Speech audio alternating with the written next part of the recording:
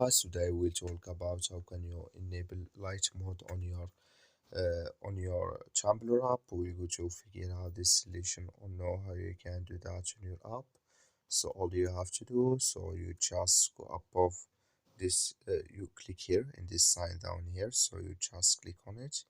So when you click on it, it's going to take you to this list on your profile. Then all you have to do now, just go above this sign, click on it here. So when you click on it, it's going to take you to this list. And all you have to do now, just click on account settings. So when you click on it, come to this list here. Then all you have to do now, just go down here and you click here on color palette here. So you click on it and you come to this list. I'm going to click here on tree here.